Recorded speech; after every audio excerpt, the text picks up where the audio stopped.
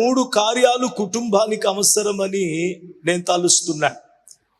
మిమ్మల్ని అందరినీ కూడా, అమ్మా ఏం కావాలి నీకు ఈ కుటుంబానికి, బాబు నీకు ఈ కుటుంబంలో ఏం కావాలి, పెళ్ళైన తల్లిదండ్రులను అడిగితే, పెళ్ళి కాని పిల్లలను అడిగితే, యజమానులను అడిగితే, యజమానురాలను అడిగితే ఏం కావాలి, ఏం కోరిక కావాలో కోరుకో అని ప్రభు ఇక్కడికి వచ్చి ఆయన వరమిచ్చి నీ కోరికను నెరవేరుస్తాను, నీకేం కావాలో కోరుకో అని అడిగితే, నేను అనుకుంటున్నాను భిన్నమైనటువంటి పలు రకాలైనటువంటి ప్రశ్నలు కోరికలు ఎన్ని ఉన్నా అవన్నిటినీ కలిపి ప్రధానంగా 3 కోరికలుగా మనము చేయొచ్చేమో, 3 కోరికలుగా మనం చేయొచ్చేమో.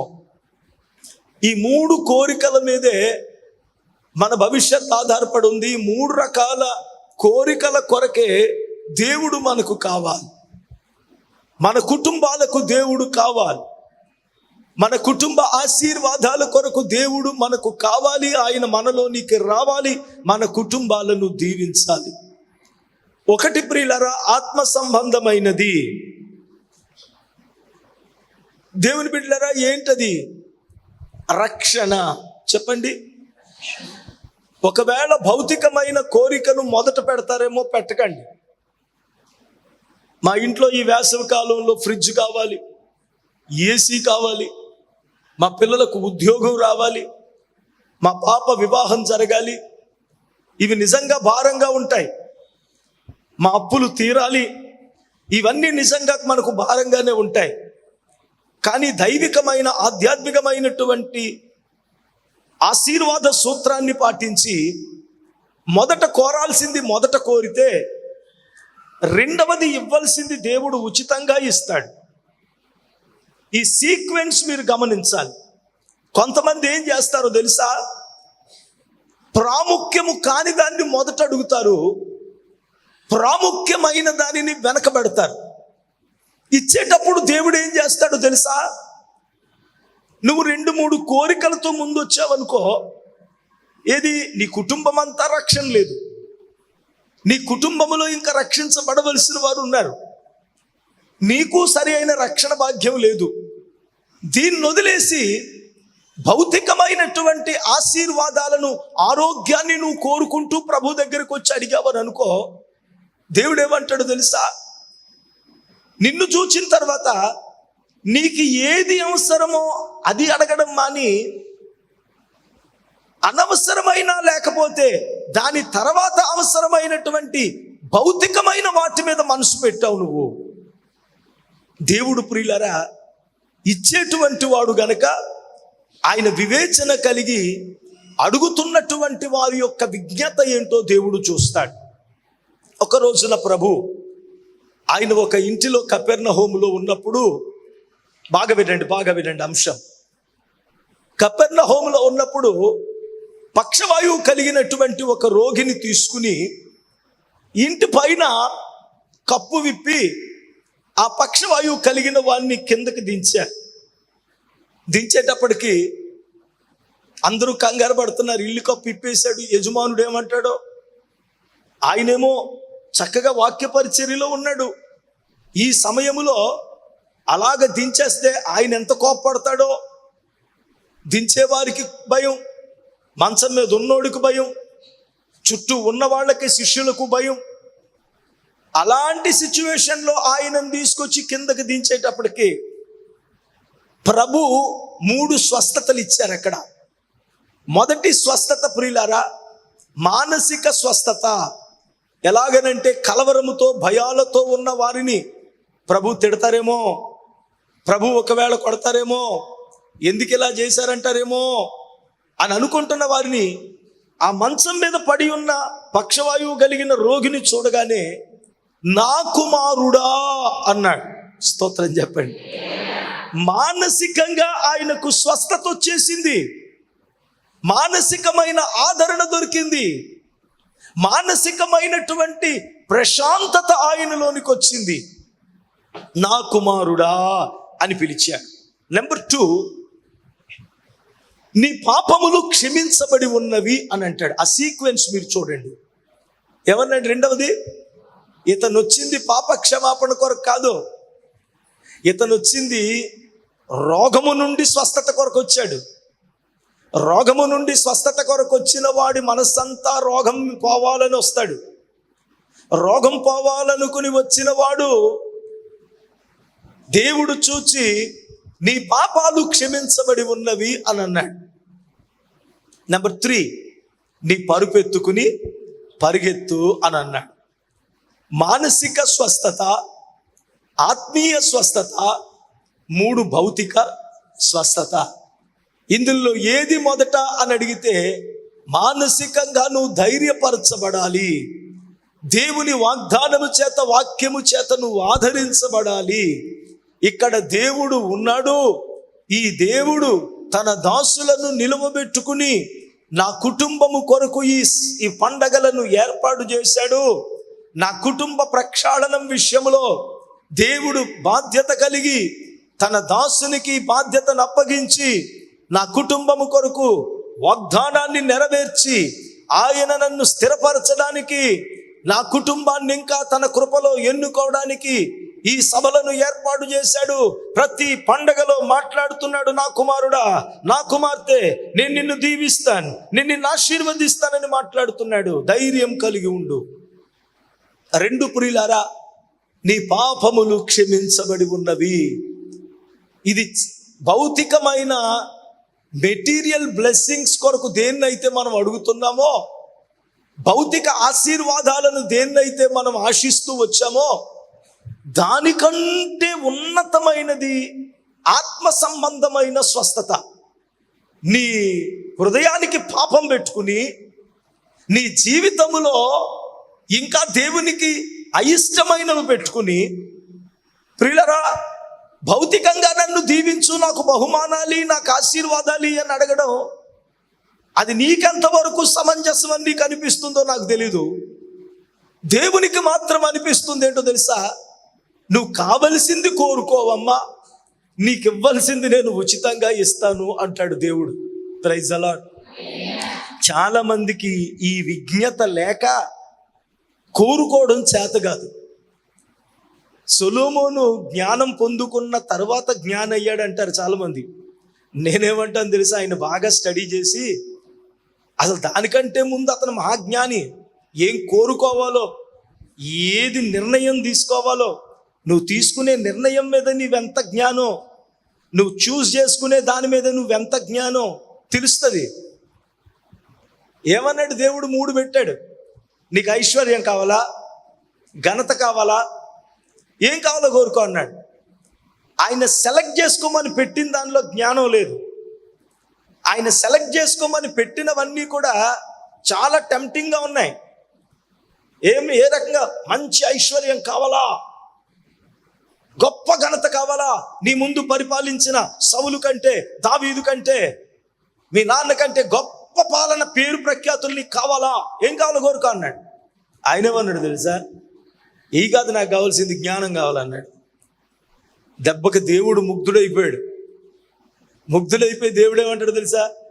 నేను పెట్టినవి కాకుండా నువ్వు కోరుకున్నది మహోన్నతంగా ఉంది అబ్బాయ్, అది నువ్వు కోరావు గనక ఈ 2 నువ్వు కోరకపోయినా నీకు ఫ్రీగా ఇచ్చేస్తున్నాను అన్నాడు.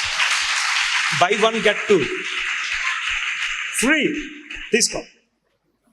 అలా దేవుని దగ్గర అడిగితే, కరెక్ట్గా అడగాల్సింది మనం అడిగితే,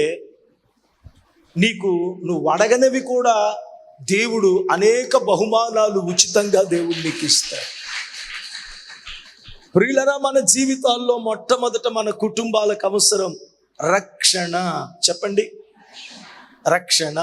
నేను ఒక ప్రశ్న సవినయంగా మనవి చేస్తున్నా. మా కుటుంబంలో రక్షించబడవలసిన వారు ఉన్నారన్నా, ఉంటే ఉండనిగాక, కానీ వాళ్ళ భారం నా మీద ఉందన్నా, అయ్యో వాళ్ళను రక్షణలోనికి నడిపించకపోతే, వారికి సువార్త ప్రకటించకపోతే నేను శ్రమగా భావిస్తున్నానన్నా, రక్షణ పొందని వాళ్ళు ఇంట్లో ముళ్ళులాగుంటారు. అయ్యో నేను ఇంత రక్షణ పొందుకుని ప్రభువులో ఉన్నాను, నా తల్లి ఇంకా నామకార్థంగానే ఉంది, విగ్రహారాధనలో ఉంది. నా తండ్రి ఇంకా లోకానుసారంగానే ఉన్నాడు, నా భార్య ఇంకా లోకానుసారంగా ఉంది, నా తోబుట్టువులు ఇంకా రక్షణ పొందలేదన్నా. వాళ్ళకి దేవుని భయం లేదు, రక్షణ లేదు వాళ్ళకి. నాకు నిజంగా చాలా వేదనగా ఉంది. ఆరాధనకు వస్తున్నప్పుడు కొన్ని కుటుంబాలను చూస్తున్నప్పుడు, కుటుంబాలతో వాళ్ళు ప్రభువుని ఆరాధిస్తున్నప్పుడు, నా బిడ్డలను గురించి, నా కుటుంబ సభ్యులను గురించి నాకు హృదయ వేదనగా ఉందన్నా.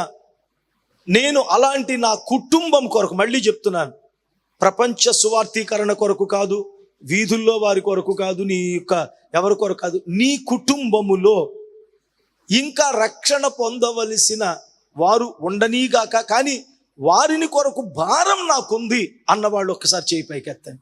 ఒక్కళ్ళున్నా చేయి పైకెత్తండి. నేను చూడ్డానికి కాదు, ప్రభువుకి మిమ్మల్ని చూపించాలని చేయి పైకెత్తమన్నా. ప్రభు చూస్తాడు, తెలుసో తెలీదో. ఈ ఒక్క చెయ్యి ఇలాగ లేపావంటే ఈ దృశ్యాన్ని దేవుడు అక్కడి నుంచి అలా చూసి ఫోటో తీసుకుంటాడు. ఆయన చూచాడు అని అంటే ఖచ్చితంగా దేవుని బిడ్డలారా నిన్నొక సాధనంగా ఆయన వాడుకుంటాడు. ఆమేన్. నువ్వు చెయ్యొద్దావంటే ఆయన సైనికురాలుగా మార్చబడడానికి దేవుడు నిన్ను అంగీకరించినట్టే. ఈ ఒక్క నీ చెయ్యి పైకెత్తిన చెయ్యి వల్ల ఈ రోజు నుంచి దేవుడు నువ్వెవరి కొరకు భారం కలిగి ఉన్నావో ఏదో ఒక రోజు దేవుడు వారిని నీ ద్వారాగా తన రక్షణలోనికి నడిపిస్తాడు. ఇది నా విశ్వాసం, ఇది నా నమ్మకం. ఇశ్రాయేలీయులు అమాలేకీయులతో యుద్ధం చేస్తూ ఉంటే మోషే చేతులెత్తాడు, దేవుని ప్రజలు గెలుపొందారు. ప్రియ చెల్లి, నాకు భారం ఉందయ్యా, నశించిపోతున్నా నా రక్త సంబంధుల కొరకు భారం ఉంది, నా కుటుంబంలో మారని నా భర్త కొరకు భారం ఉంది, నా భార్య కొరకు భారం ఉందయ్యా, రక్షించు ప్రభువా, రక్షించు ప్రభువా. దేవునికి స్తోత్రం చెల్లించండి. రక్షించు ప్రభువా. మన కుటుంబాలకు ప్రాముఖ్యమైన అవసరత కుటుంబ రక్షణ. ఎందుకంటే ప్రియులారా, ప్రపంచం ఎప్పటికే సిద్ధమైపోతుంది ప్రభు రాకడ కొరకు. ఆ రాకడలో ప్రభు ఈరోజు రేపో ఆయన రాబోతూ ఉన్నాడు. వచ్చేటువంటి ఆ గడియలో నీ కుటుంబాన్ని నువ్వు సిద్ధపరచుకోకపోతే, నీ కుటుంబాన్ని నువ్వు రక్షణలోనికి నడిపించుకోకపోతే, రక్షించబడిన మనము, వినండి, ఆమేన్, రక్షించబడి ప్రభువునందు భయభక్తులు కలిగి జీవించిన మనము రక్షింపబడని మన కుటుంబములో ఉన్న, మన కడుపున పుట్టిన, మనకు తల్లిదండ్రులైన, మన తోబుట్టువులుగా దేవుడు మనకు అనుగ్రహించిన వారి నిమిత్తమై లెక్కప్పగించుకోవాలి. ఏం చేయాలి? నాకెందుకండి, ఎవరి రక్షణ వాళ్ళది, నా మట్టుకు నేను రక్షించబడ్డాను, ఆడి కర్మాడు పోతాడు, రమ్మని చెప్పాను రాలేదు, నా మట్టుకు నేను ప్రభువులో ఉన్నాను, ప్రభు దగ్గరికి వెళ్ళిపోతున్నాను. వెళ్ళిపోతావు, మంచిదే. వెళ్ళిపోయిన తర్వాత ప్రభు ఏమడుగుతాడో తెలుసా? నిన్ను భూమి మీద నీకు ఒక కుటుంబం ఇచ్చాను కదా, మీ కుటుంబం అందరిలో, మీ రక్త సంబంధులందరిలో నిన్ను ప్రత్యేకంగా నేను ఎన్నుకుని నా రక్షణ భాగ్యం ఇచ్చి నిన్ను నా సన్నిధిలో ప్రతిష్ఠించుకున్నాను కదా. నువ్వు ఇన్ని సంవత్సరాలు విశ్వాస జీవితంలో దైవజనుని బోధ కింద నువ్వు వింటున్నప్పుడు సువార్త యొక్క ఆవశ్యకం ఎంత గొప్పదో, రక్షణ ఎంత విలువైనదో, నా రాకడ దినాలు ఎలాగుంటాయో, రక్షించబడని వారి యొక్క దుర్గతి దుస్థితి ఏంటో నువ్వన్నీ విన్నావు కదా. మరెందుకు నీ కుటుంబాన్ని విడిచిపెట్టేశావు? ఎంతమందిని నీతో పాటు తీసుకొచ్చావు? నీ కొడుకేడి, నీ కుమారుడేడి, నీ కూతురేది, నీ భర్తేడి? ఒకవేళ మీరు అనుకుంటున్నారేమో ప్రభువు నిన్ను అడగడని, అలాగనుందా బైబిల్లో? ప్రతివాని క్రియల చొప్పున ప్రతిఫలాన్ని దేవుడు ప్రియులరా నీ క్రియలను బట్టి నీకు అక్కడ ప్రతిఫలం ఇవ్వబోతున్నాడు. నీకు అప్పగించిన నీ కుటుంబ బాధ్యతల విషయంలో, నీ కుటుంబ రక్షణ విషయంలో నిన్ను లెక్కప్పగించవలసిన బాధ్యత నీ పైన ఉంది. దీన్ని మర్చిపోకండి. నేను నమ్ముకున్నాను, నేను ప్రభు దగ్గరికి వెళ్ళిపోతాను, ఆ నమ్ముకోలేదు వాడు పోతాడు అన్నట్టు కాదు ఇది. నీకు అప్పగించిన నీ కుటుంబము కొరకు లెక్క చెప్పవలసిన బాధ్యత నీ పైన ఉంది. ఇంకో మాట చెప్తాను, ఇక్కడ అప్పగించిన ఈ సంఘం విషయములో ఇక్కడ ఇంత ఆత్మ చేత సిద్ధపడి మీకు వాక్యం ఇంత భారంతో అందించడానికి కారణం కూడా ఏంటో తెలుసా? మీ అందరి విషయంలో నేను లెక్క అప్పగించాలి. అక్కడ మీ అందరి విషయములో లెక్క చెప్పవలసిన బాధ్యత కలిగిన వాడనై బాధ్యతతో మిమ్మలను కాస్తున్నాను. నేను మీ కొరకు లెక్కలాగా అప్పగించాలో మీరు మీ ఇంటి వారి కొరకు లెక్క అప్పగించాలి. నీ కుటుంబము యొక్క రక్షణ కొరకు ప్రార్థన చేయి. వారి రక్షణ సువార్త కొరకు ప్రతిష్ఠించబడు. వారి రక్షణ కొరకు నేను ఒక క్రీస్తు సైనికుడిగా సువార్థికుడిగా మార్చబడతానని తీర్మానం చేసుకో. ఆమేన్. ఈ తీర్మానం నువ్వు చేసుకో. నువ్వు కోరుకొనని, నువ్వు ఊహించని, నీ ఆశకు అందనటువంటి బహుమానాలు నీ జీవితంలో దేవుడు నీకు ఇస్తాడు. ఇది సత్యం ప్రియులారా. ఒక మేలైనది మనకు దొరుకుతుంటే ఆ మేలైన దానిని మన ఇంటి వారికి ఇవ్వాలని మనం ఆశపడమా? రెక్కలు ముక్కలు చేసుకుని తిండి తిప్పలు లేకుండా రూపాయి సమకూర్చుకుని ఇల్లు కడుతున్నారు. ఎవరికి? నేను వెళ్ళిపోయిన పిల్లలు సుఖంగా ఉండాలండి, నీ కడుపుకు కూడా తినబో, పిల్లలకు బాగుండాలండి. ఎక్కడికన్నా బజార్లోకి వెళ్ళాం, మంచిగా ఏదన్నా దొరికింది అనుకోండి, వెళతా ఇంట్లో పిల్లలకి తీసుకెళ్తాం. వాళ్ళ రక్షణ పొందకపోయినా, దేవునిలో లేకపోయినా, మరి వాళ్ళ కొరకు అంత చేస్తున్న నీకు తెలీదా? ప్రభు రక్షణ వాళ్ళకి తెలియకపోతే వాళ్ళ నిజమైన దేవుణ్ణి కాకుండా బొమ్మలకు కొలుస్తున్నారు. ఈ రక్షణ లేకపోతే వాళ్ళు వెళ్ళే మార్గం వేరైపోద్దని నీకు తెలీదా? నరకాగ్ని గుండంలో పడాలని తెలీదా నీకు? అలాంటప్పుడు విలువైనటువంటి రక్షణ భాగ్యం వారికి ఇవ్వాల్సిన బాధ్యత, భారం మన పైన లేదా? ప్రియ చెల్లి, తమ్ముడు, నేను చెబుతున్న అంశాన్ని బాగా వినండి, అవసరతని. ఇవన్నీ కూడా ఒక్క కార్యము ద్వారాగా మీ జీవితంలో నెరవేరే మార్గాన్ని నేను మీకు చూపెడతాను. Praise the Lord. ఇవన్నీ కూడా ఒక్క కార్యముతో మీ ప్రమేయం లేకుండా మీ ఇంట్లో జరిగిపోయే ఏర్పాటు నేను చేస్తాను.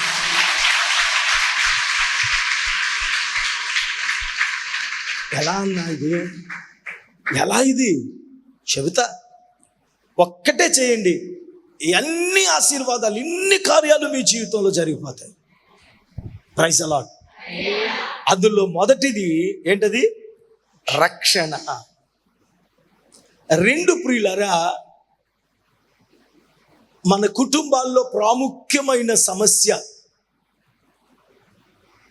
రక్షణ పొందిన వారి వల్ల, రక్షణ పొందిన కుటుంబాల్లోనైనా ఒక మంచి పేరు కలిగి ఉండడం దేవుని దగ్గర కానీ, సమాజములో కానీ, సంఘములో కానీ ఇది ప్రాముఖ్యమైనటువంటి జీవితం. తెలుసా? ఒక కుటుంబానికి ఒక మంచి పేరు కావాలి. ఆస్తి లేకపోయినా ఘనంగా బ్రతకొచ్చు. నీ పిల్లలకు కట్నం ఇవ్వకపోయినా అద్భుతమైనటువంటి వరుణ్ణి తీసుకురావచ్చు.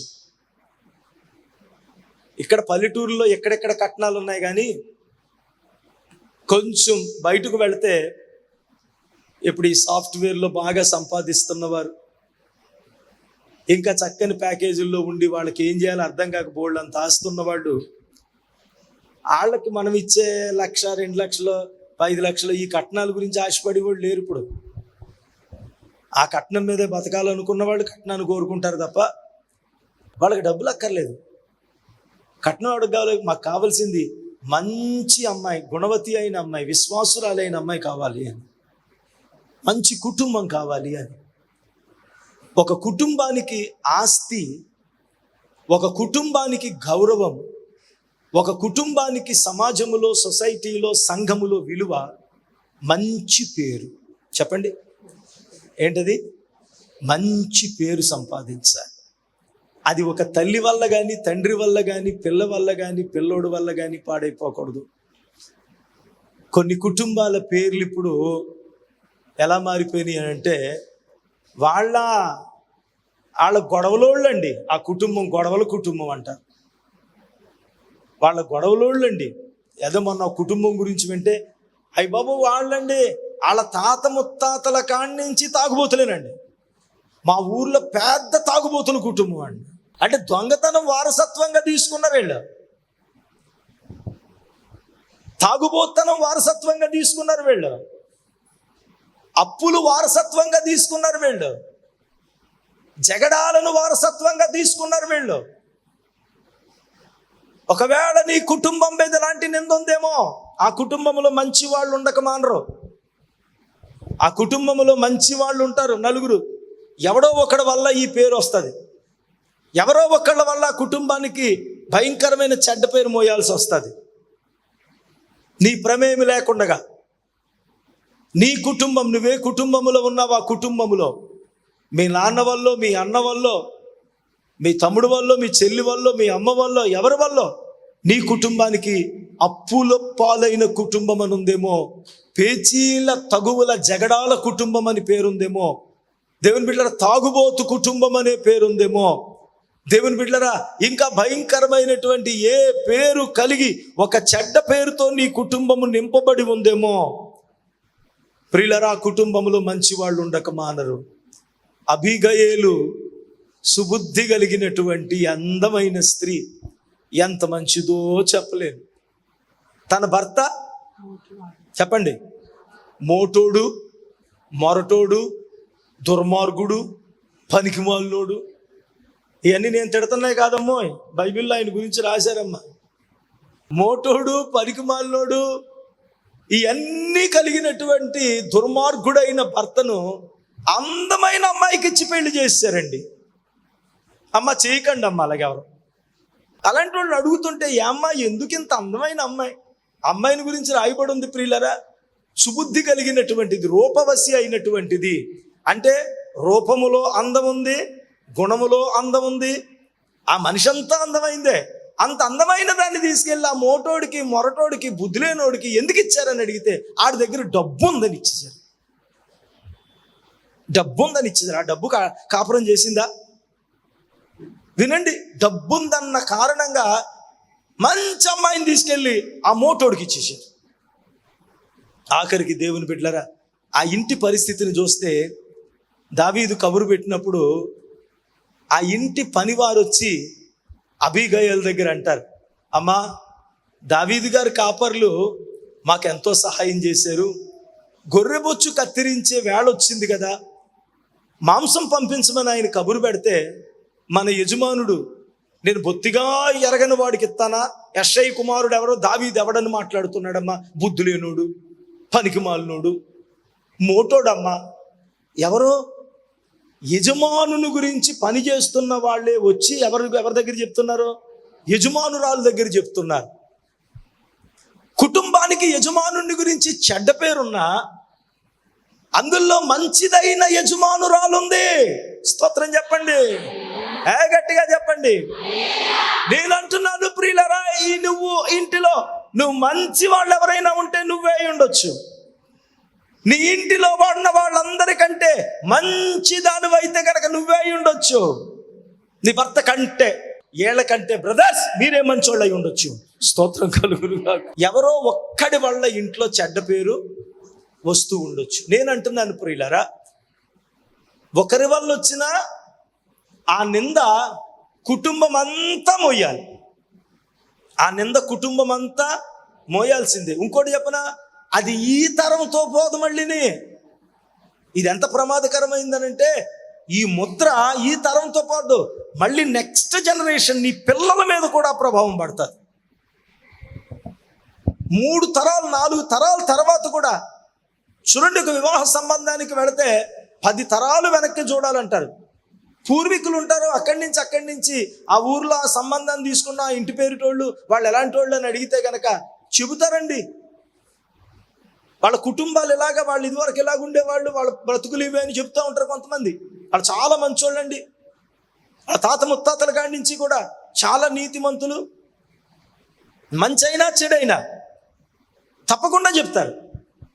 నేను అంటున్నాను ప్రియులరా, ఒకవేళ ఎలాంటి నింద ఎవరిని బట్టి నీ కుటుంబం మీద ఉన్నా, నీ కుటుంబంలో నీ తండ్రిని బట్టో, నీ తల్లిని బట్టో, నీ బిడలను బట్టో, నిన్ను బట్టో, ఇంకొకళ్ళ బట్టో ఒక నింద నీ కుటుంబం మీద ఉండి మంచి పేరు లేక నీ కుటుంబము అల్లాడిపోతూ ఉంటే గనక, ఇప్పుడు నేను ముందుగానే చెప్పినట్లుగా దేవుని బిడ్డ, ఈరోజు నువ్వు కోరుకోవలసిన ఆశీర్వాదం ఏంటో తెలుసా? నా కుటుంబానికి దేవా నన్ను బట్టి ఒక మంచి పేరును నాకు కలగచే ప్రభువా. మరి మీరు అంటున్నారన్నా, ఒక నింద ఉంటే అది తరతరాలు ఉంటుంది అన్నారు కదా. మరి ఆ నిందను బట్టి తరతరాలు ఉండేటువంటి దాన్ని దేవుడు ఒక మంచి పేరుగా మార్చేయగలడా వెంటనే? 100%.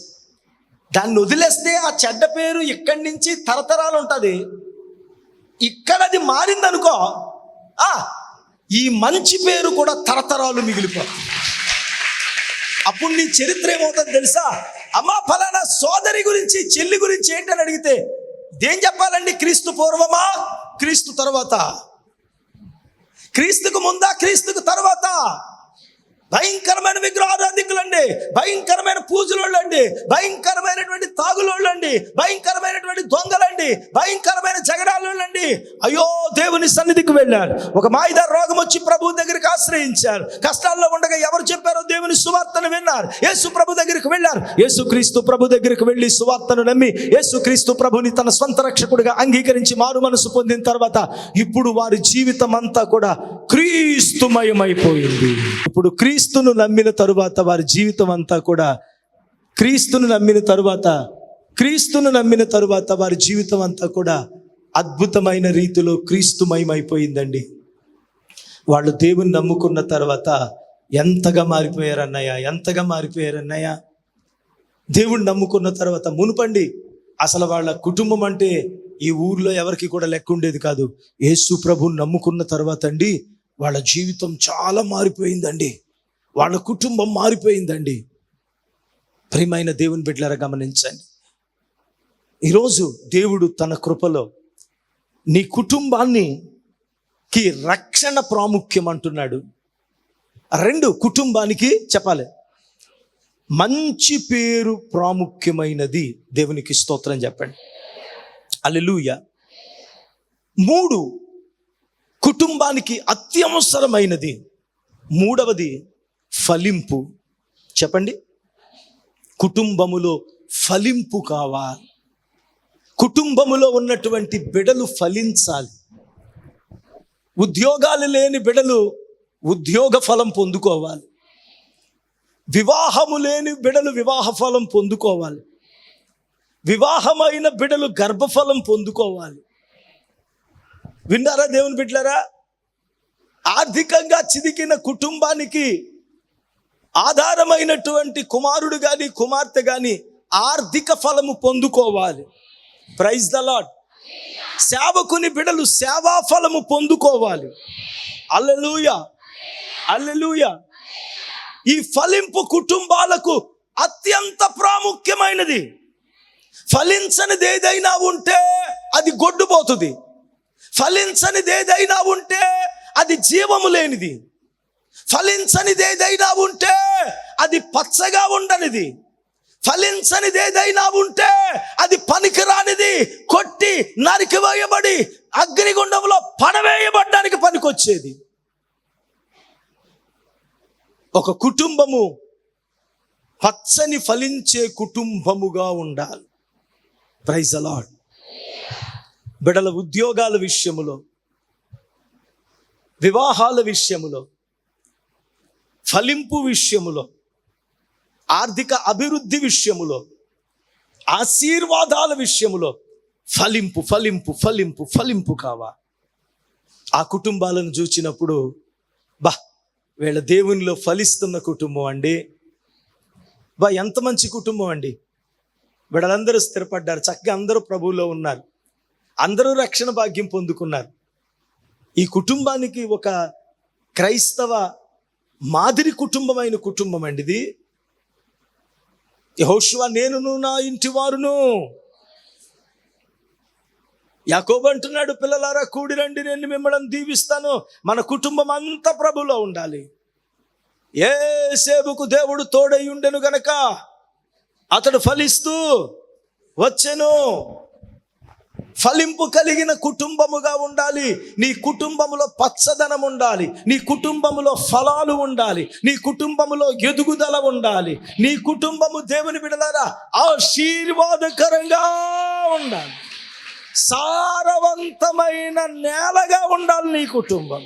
సారవంతమైన నేలగా ఆకు వాడక నిత్యము కూడా చిగురించేలాగా నీటి వారన నాటబడిన దాని వలె నీ ఇంటిలో దేవుడు పచ్చనితనాన్ని, అభివృద్ధిని, ఆశీర్వాదాన్ని, ఫలింపును అనుగ్రహించును గాక. ఏసీ, ఫ్రిడ్జ్, వాషింగ్ మిషన్ కావాలి, 3 కావాలా చెప్పండి. ఇంకోటి చెప్పనా, ఈ 3 ఈవేళ కలిగి ఉండి వెళ్ళడానికి నువ్వు తీర్మానం చేసుకుని వెళ్తే అర్థమైందా? ఏసీలే కాదు, ఏసీ ఫ్యాక్టరీనే దేవుడు ఇస్తాడు. స్తోత్రం చెప్పు. అంత గొప్పగా దేవుడు ఇస్తాడు. గట్టిగా చెప్పు. ఇప్పుడు ఈ 3 కూడా ఒక్క కార్యంతో వచ్చేసే షార్ట్ కట్ ఏదైనా ఉందా మనకు? సులువుగా, సింపుల్గా కావాలా వద్దా? అది ఇప్పుడు ఏంటి మీకు కావాల్సిన షార్ట్ కట్ ఏంటి చెప్పండి. ఒక కార్యం చేస్తే 3 వచ్చేయాలి. 1 ప్రియులారా చెప్పండి, ఏం కావాలి? ఏం కావాలి? 2 ఏం కావాలి? మన కుటుంబాలకి మంచి పేరు. 3 ఏం కావాలి? మన కుటుంబాలు ఫలించాలి. దేవునికి స్తోత్రం కలుగును గాక. Praise the Lord. హల్లెలూయా. రండి యెహెజ్కేలు గ్రంథము 47వ అధ్యాయం. అతడు మందిరపు గుమ్మమునకు నన్ను తోడుకొని వచ్చెను. మందిరము తూర్పు ముఖమున ఉండెను. నేను చూడగా మందిరపు గడప కింద నీళ్లు ఉబికి తూర్పుగా పారుచుండెను.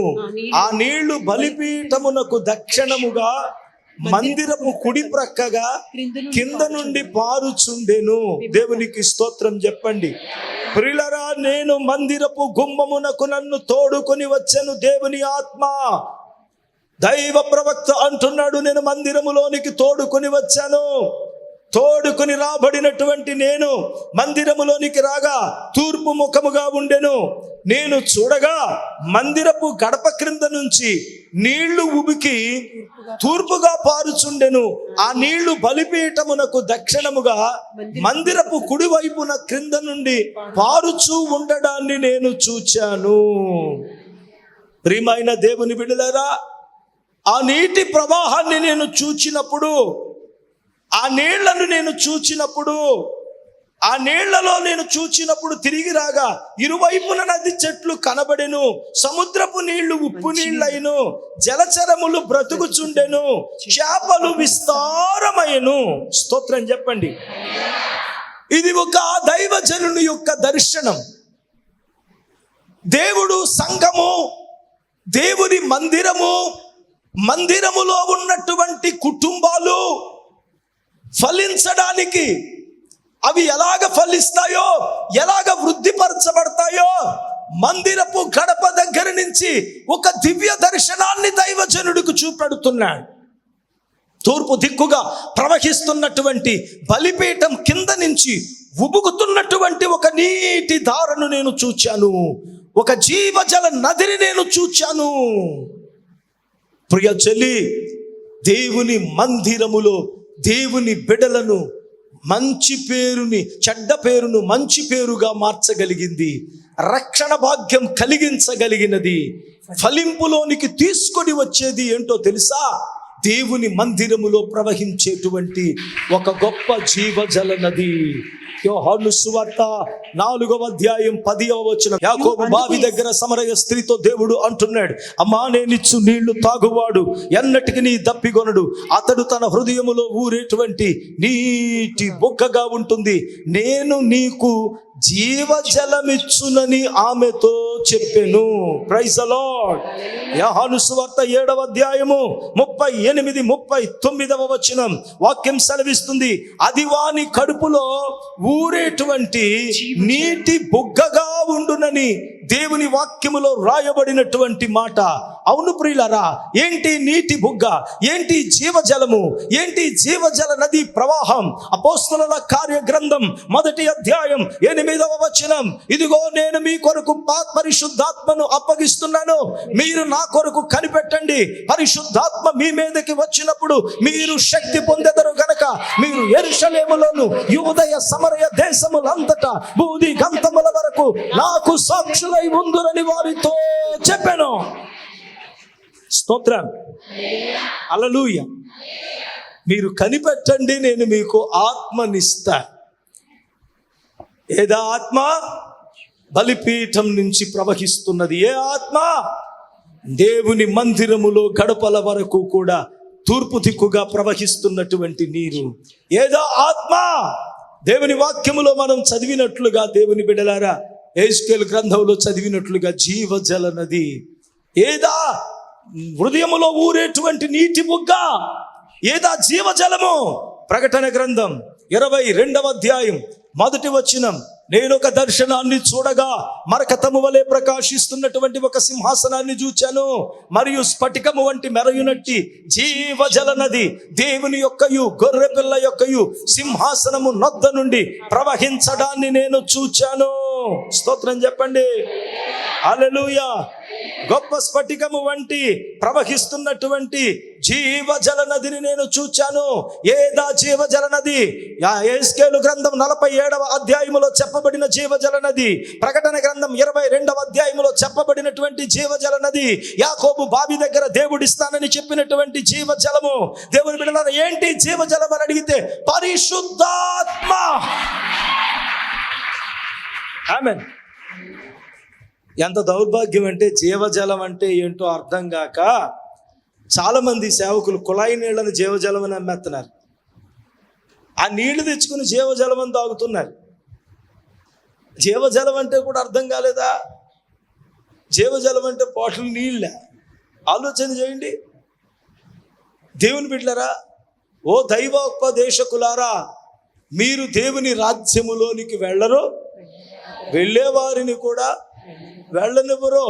చూసారు ఎంత భయంకరమైనటువంటి పరిస్థితులు గుండా ఉన్నాయో ప్రస్తుతం చాలా మంది లోకంలో. అయ్యగారు, మాకు శ్రమల కాలం వచ్చేసిందండి అన్నారు. ఏం కాలం అంట? పోయే కాలమా? ఏం కాలం? శ్రమల కాలం ఏంటో బాబో. 40 రోజులు శ్రమలండి. నీసు మాసాలు ముట్టుకోమండి, పువ్వులు ఎట్టుకోమండి. అమ్మ బాబోయ్, పొద్దున్న నుంచి సాయంత్రం దాకా ఫాస్టింగ్ అండి, సాయంత్రం ఫీస్టింగ్ అండి. అయ్యి బాబోయ్, శ్రమలే. దేవుని బిడ్డలారా, వాక్యంలో ఒక ఆధారం ఉందా? యేసు ప్రభు వారు సిలువకు ఎలాగెళ్ళాడు తెలుసా? చెప్పనా? ఫుల్ మీల్స్ తీసుకున్నాడు ఆయన. రేపొద్దున్న బెత్లెహేముకు వెళ్తున్నాడు ఆయన, యెరూషలేముకు వెళ్తున్నాడు. ఆ ముందు రోజు రాత్రి ఎక్కడున్నాడు ఆయన? బేతనియాకు వచ్చాడు. అక్కడ దేవుని బిడ్డలారా, లాజరు ఇంటిలో స్తుతి కూడిక జరిగింది. చక్కగా భోంచేశాడు ఆయన, కడుపు నిండా బేవ్ అన్నాడు. ఇంకోటి, మనం ఇక్కడ ప్రభు బల్లారాధన తీసుకుంటూ ఉంటాం. దాన్ని ఏమంటారు తెలుసా? పేరేంటి చెప్పండి? ప్రభు రాత్రి. ఏ రాత్రి? సిలువకు అప్పగించబోయేటువంటి ముందు. అంటే ప్రభు రాత్రి ముందు భోజనం తిన్నాడు కదా ఆయన. మరి నిన్నెవడు తినొద్దు అన్నాడు? నిన్నెవడు తినొద్దు అన్నాడు? ఎవరు పువ్వులు పెట్టుకోవద్దు అన్నాడు? 40 రోజులు పెట్టుకోకుండా 41వ రోజు జగన్లు వేసుకోమన్నాడా? పొద్దున్న నుంచి సాయంత్రం మేము ఏం తినవండి, సాయంత్రానికి మాత్రం అబ్బో. దేవుడు ఏమన్నాడు? ఉపవాసం ఉండినప్పుడు మీ ముఖము చెప్పండి అమ్మా. ఇవన్నీ నేను చెప్తున్నానా? బైబిల్లో ఉన్నాయా? వెళ్ళామనుకో, బ్రదర్ ప్రైజ్ ద లార్డ్ అన్నా, ప్రైజ్ ద లార్డ్. ఏమ్మా అలాగున్నావని అడగకూడదు, ఎందుకంటే నాకు అర్థమైపోద్ది. అడగపోయినా ప్రైజ్ ద లార్డ్ అన్నా, ఇందాక నుంచి ఏం తాపత్రయపడిపోద్ది అంటే ఎందుకమ్మా అలాగున్నామని అడుగుతామని. ప్రైజ్ ద లార్డ్ అమ్మా అడగకుండా నేనేం చేస్తాను, అడగకుండా అలాగే ఉన్నాను అనుకో. ప్రైజ్ ద లార్డ్ అన్న కొంచెం నీరసంగా ఉందన్న, ఎందుకంటే 40 days ఫాస్టింగ్ కదన్నా. మొన్న ఎవడో ఒక ఆయన పాంప్లెట్ వేసాడు, 40 రోజుల ఉపవాసం. నీ ఉపవాసం ఉంటే దేవుడు ఏమన్నాడు, పక్కనోడికి చెప్పండి అమ్మా, మైకెట్టుకు చెప్పండి అన్నాడా. పక్కనోడికి తెలియకూడదు, ముఖము వికారం చేసుకోకూడదు, అంత చక్కగా గోప్యంగా రహస్యంగా ప్రభువుకి కనబడేటట్లుగా ఉపవాసం ఉండండి అని అన్నాడు. ఉపవాసం అంటే ఏంటో తెలుసా? ఉపం అనగా శరీరం, వాసం అనగా నివాసం, ఉపనివాసము ఉపవాసం. ఉపం అనబడిన ఈ శరీరాన్ని ఉపేక్షించి ఆత్మ వేరొక లోకములో నివసించడం ఉపనివాసం. బైబిల్ చెప్పింది చెయ్యకపోవడం తప్పు, చెప్పనిది చెప్పాలి, చేయడం కూడా తప్పే. ఇవన్నీ బైబిల్లో లేవు. అనవసరంగా ఎవరో చెప్పారని అలాగా లేనిపోయిన అపోహల్లో పడిపోమాకండి. కొంతమంది అంటారు, అన్న వాళ్ళు అందరూ చేస్తున్నారు మనం చేయమా అని అన్నారు. నువ్వు చేసే నీ ఇంట్లోకి వెళ్ళిపోయి తలుపు వేసేస్తాను, 40 రోజుల తర్వాత వచ్చి తీస్తాను, బతుకుంటే బయటికి తీస్తాను, పోతే దాన్ని వేసుకొచ్చాను. చేసి నువ్వు ఎవడు చేయొద్దానండి, నేను నీకు అంత ప్రేరేపణ ఉంటే చేసి. నువ్వు చేయడం గురించి మేము అందరం ఉండాలా, నేను ఉండిపోవాలా, మళ్ళీ నన్ను మీరు ఉండరా అన్న చచ్చిపోతానే బాబు. రోజు తిరుగుతున్న పొద్దు ఆ ముందు రోజు యేసు ప్రభు వారు చక్కగా భోంచేసి వెళ్ళాడు. ఉపవాసాలు, అందుకే ఇమ్మానుయేల్ ఇంటిలో వాళ్ళ 40 రోజులు ఉపవాసం చేస్తున్నారు. మీరు 365 రోజుల్లో ప్రతి శుక్రవారం లెక్కేస్తే ఎన్ని రోజులు వచ్చింది? వచ్చే వారం చెప్తారు, లెక్కేసి చూసుకోండి. మళ్ళీ అది కాకుండా మళ్ళీ 4 దినాలు కఠినమైనటువంటి ఉపవాసం, పచ్చి మంచినీళ్ళు కూడా తాగకుండా ఉపవాసం ఉన్నాం.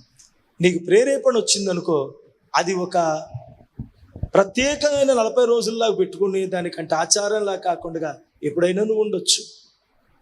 ప్రియ దేవుని బిడ్డలారా, ఈ పరిశుద్ధాత్మ అనబడినటువంటి నీరు దేవుని మందిరములో ఉన్నప్పుడు సత్యం మనకు ప్రకటించబడుతుంది. ఎందుకో తెలుసా?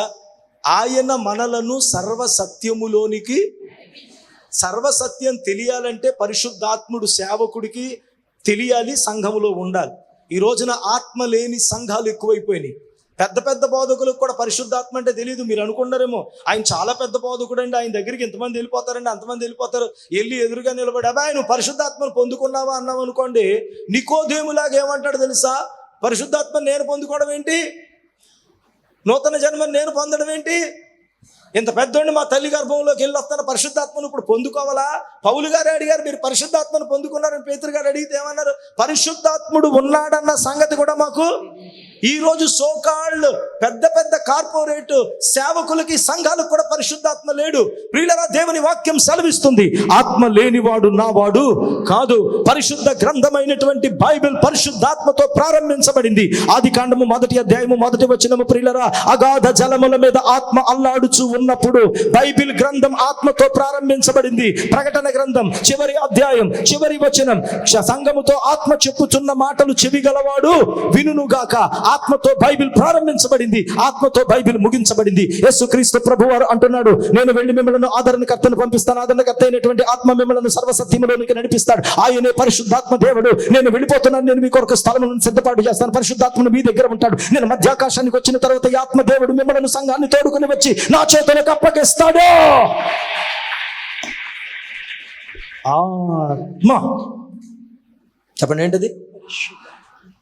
ఈ 3 కార్యాలు సఫలం చేయగలిగింది ఒకే ఒకటి.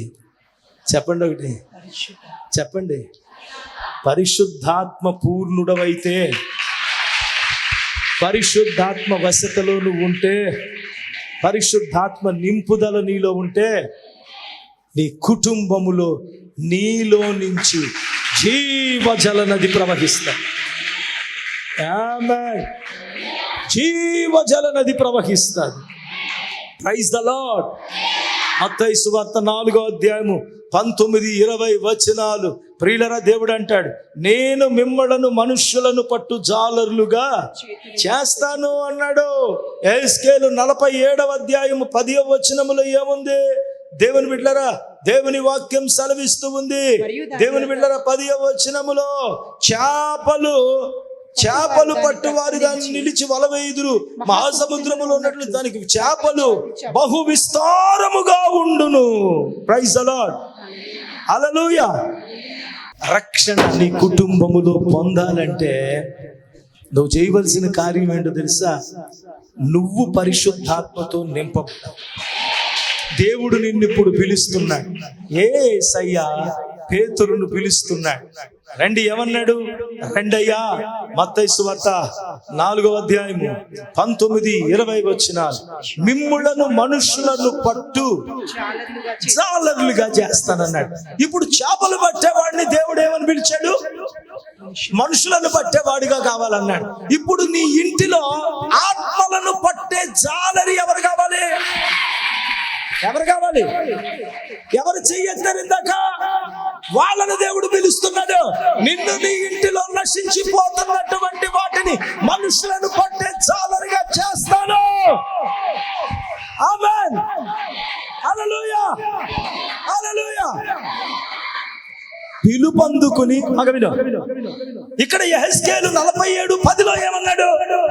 చేపలు విస్తారంగా పడతాయి అన్నాడు. ఏమన్నాడు? నువ్వు నదీ తీరాన జాలరిగా ఉండి నువ్వు పట్టిన చేపల బదులు నీ చేత వల వేయించి మనుష్యులను పడతాను. ఈ మనుష్యులు ఎలాగో పడతావో తెలుసా? నువ్వు విస్తారంగా పడతావన్నాడు.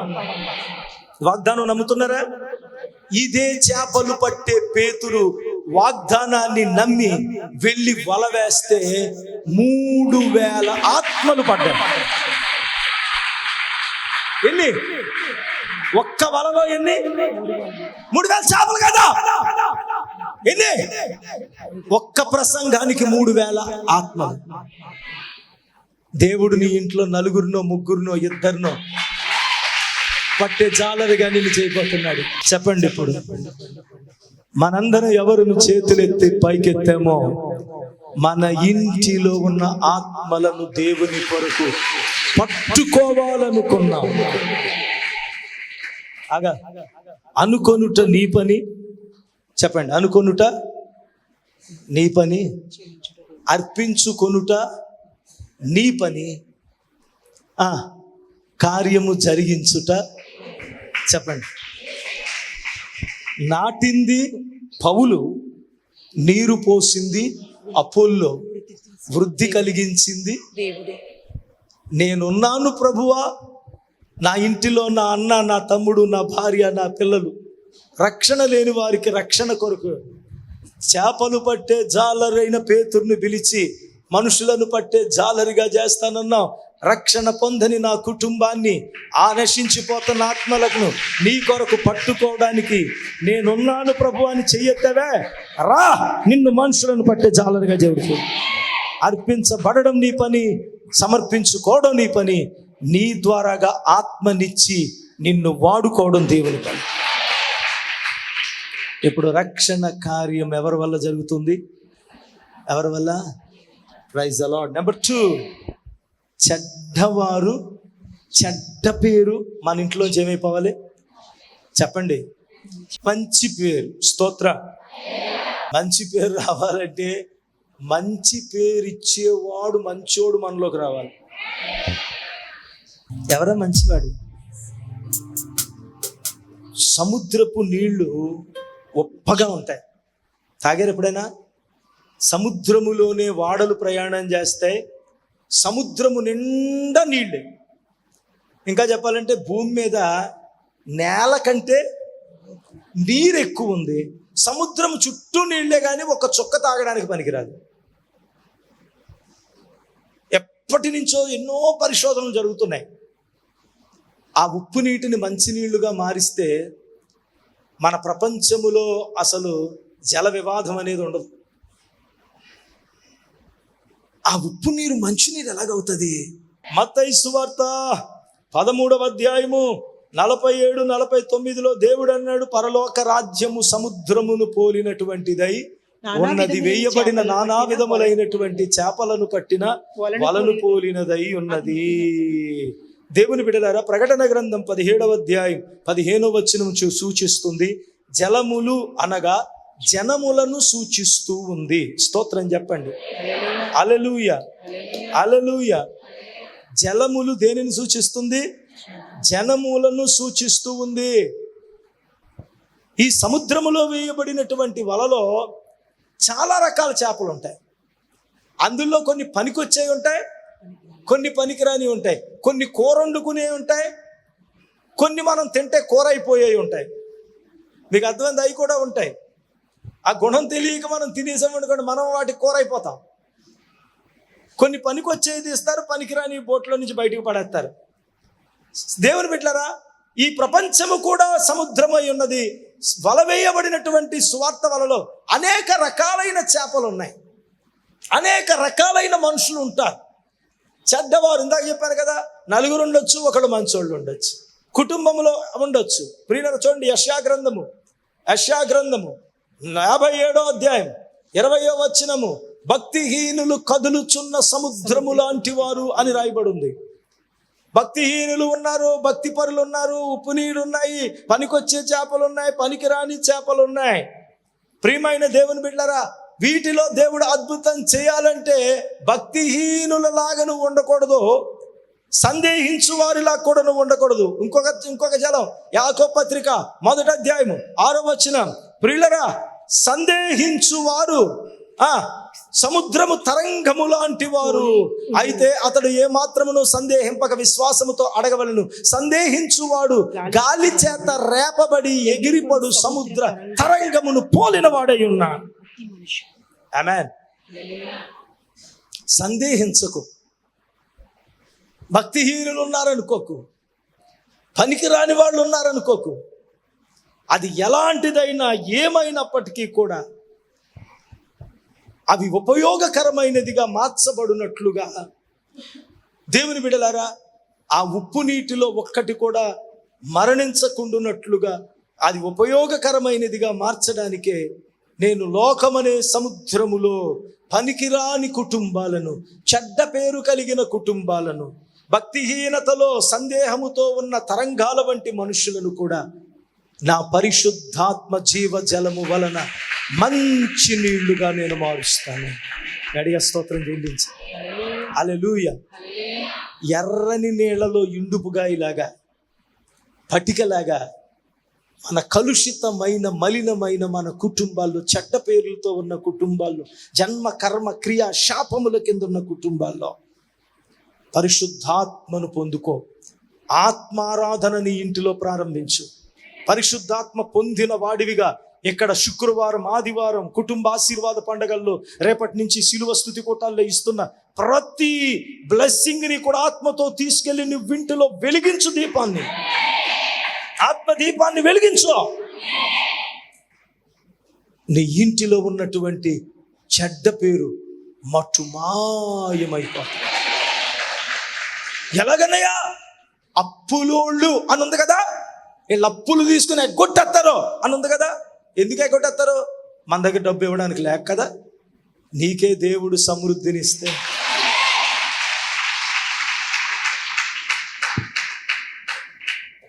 వాళ్ళే మళ్ళీ చెప్తారు, లేదండి వాళ్ళు ఖచ్చితంగా ఇచ్చారండి, ఆలస్యమైనా. చెడ్డ పేరు ఇంట్లో తాగుబోతాడు ఉన్నాడనే కదా మీ నాన్న, వాడినే మార్చేస్తే దేవుడు. ఇంకా విగ్రహారాధికులు ఉన్నారనే కదా, వారికే దేవుడు రక్షణ భాగ్యం ఇస్తే. ఏ శాపం ఉందో దాన్ని ఆశీర్వాదంగా దేవుడు మార్చిపోతున్నాడు. ఉప్పు నీరు చెడ్డ పేరు మంచి పేరు అవ్వబోతుంది. మూడవది చెప్పండి అమ్మా, ఫలింపు. యెహెజ్కేలు గ్రంథం 47వ అధ్యాయం 12వ వచనం, చెట్లు నెల నెల కాపు కాయును. ప్రకటన గ్రంథం 22వ అధ్యాయం 2వ వచనము, దేవుని బిడ్డలారా, దేవుడు ఇరువైపులా నెల నెల నది ఇరువైపులా చెట్లు కాపు కాయునని దేవుని వాక్యం సెలవిస్తుంది. కీర్తనల గ్రంథం 92వ కీర్తన 12, 13 నీతిమంతుడు ఖర్జూరపు వృక్షము వలె మొవ్వవేయుదురని వాక్యం సెలవిస్తుంది.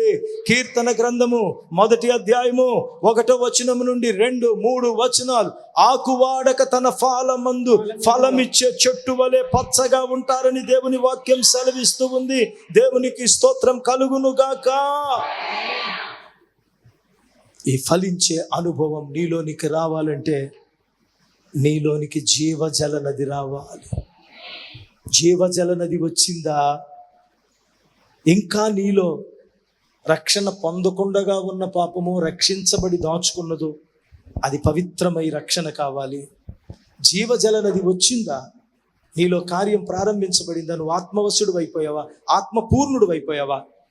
ఆటోమేటిక్గా నీకు తెలియకుండానే ఎవ్వరూ దాచలేనట్లుగా దవనములాగా ఒక మంచి పేరు నీ ద్వారా నీ కుటుంబానికి నీకు దేవుడు ఇవ్వబోతున్నాడు. నీ ద్వారా సంఘానికి దేవుడు మంచి పేరు ఇవ్వబోతున్నాడు. ఆత్మను కలిగి నీ కుటుంబంలో నువ్వు దేవుని బిడ్డలారా ప్రభుని సేవిస్తావా? నీ జీవితంలో నువ్వు ఫలిస్తావు. నీ కుటుంబాన్ని అంతటికీ ఫలింపుగా ఉంటావు. ఒక్క యోసేపు తన ఇంటి వాళ్ళందరికీ ఆదరువయ్యాడు. ఒక్క యాకోబు తన ఇంటి వారందరికీ ఆదరువయ్యాడు. ఒక్క దావీదు తన నమ్ముకున్న వారితో సైతము కష్టాల్లో తన వెంట ఉన్న వారందరికీ ఆదరువుగా అయ్యాడు. నిన్ను నీ కొరకు కాదు దేవుడు ఏర్పరచుకున్నది, నీ ద్వారాగా నీ రక్త సంబంధుల్లో, స్నేహితుల్లో, నీ తల్లిదండ్రుల్ని తోబుట్టు అనేకులకు నువ్వు ఆదరువుగా ఉండబోతున్నావు. నిన్ను ఒక మహావృక్షం చేయబోతున్నాడు. నీ నీడలో అనేక మందిని దేవుడు బ్రతికించబోతున్నాడు. నీ ద్వారా పోషించబోతున్నాడు. నువ్వు ఉద్యోగం కొరకు అల్లాడుతున్నావు, నువ్వు 10 మందికి ఉద్యోగం ఇవ్వబోతున్నావు. నీ వల్ల అనేక మంది బ్రతికించబోతున్నారు. నీ ద్వారాగా అనేక మంది ఫలించబోతున్నారు. శుభ సంవత్సరం మొదట కుటుంబ ఆశీర్వాద పండుగలో ప్రార్థన చేసుకోగా, రెండవ కుటుంబ ఆశీర్వాద పండుగలోకి అబ్బాయికి జాబ్ ఇచ్చేశాడు. మొదట కుటుంబ ఆశీర్వాద పండుగలో దేవుడు CAగా పాస్ అవ్వడానికి దేవుడు సహాయం చేశాడు. రెండవ కుటుంబ ఆశీర్వాద పండుగలోనికి అద్భుతమైన జాబునిచ్చాడు. గట్టిగా చప్పట్లు కొడదా. God bless you. పండగలో నాకు యూరిన్ ఇన్ఫెక్షన్ నుండి స్వస్థత పరిచిన దేవునికి మహిమ. రెండవ కుటుంబ ఆశీర్వాద పండగలోనే మా అబ్బాయికి మంచి వివాహ సంబంధం కుదిరి వదినమ్మ గారితో ప్రార్థన చేయించుకోగా, మూడవ కుటుంబ ఆశీర్వాద పండగలోనే మా అబ్బాయికి మంచి వివాహ సంబంధం కుదరడానికి దేవుడు కృప చూపించాడు. ఏ జ్యోతి రెండవ కుటుంబ ఆశీర్వాద పండుగలో మేము కారు కొరకు ప్రార్థన చేసుకోగా, మూడవ కుటుంబ ఆశీర్వాద పండగలోగా ఒక కారు కొనుక్కోవడానికి దేవుడు సహాయము చేశాడు. మా అమ్మాయి 3 నెలల నుండి కాలేజీకి వెళ్ళడం లేదు. రెండవ కుటుంబ ఆశీర్వాద పండుగల రోజున ప్రార్థన చేయించుకోగా అప్పటి నుంచి కాలేజీకి వెళ్ళడానికి దేవుడు కృప చూపించాడు. గట్టిగా కృష్ణకుమారి కుంచనపల్లి, మా మనవరాలు 20 రోజుల నుండి అన్నం తినేది కాదు. మొదట కుటుంబ ఆశీర్వాద పండుగలో ప్రార్థన చేయించుకోగా ఆ రోజు సాయంత్రం నుండి దేవుని సన్నిధిలో ప్రార్థన చేయగా ఆకలి పుట్టించి 20 రోజులుగా తినని బిడ్డ చేత అన్నాన్ని తినిపించిన దేవుడు, దేవునికి స్తోత్రం కలుగునుగాక. అడ్డాల సంధ్య, అంతేనా? రైట్. మా అమ్మగారు దురాత్మ చేత బాధపడుతూ చాలా బలహీనమైన పరిస్థితిలో రెండవ కుటుంబ ఆశీర్వాద పండుగలో ప్రార్థన చేసుకుని తైలం వేసుకోగా అద్భుతంగా విడిపించిన దేవునికి మహిమ కలుగునుగాక.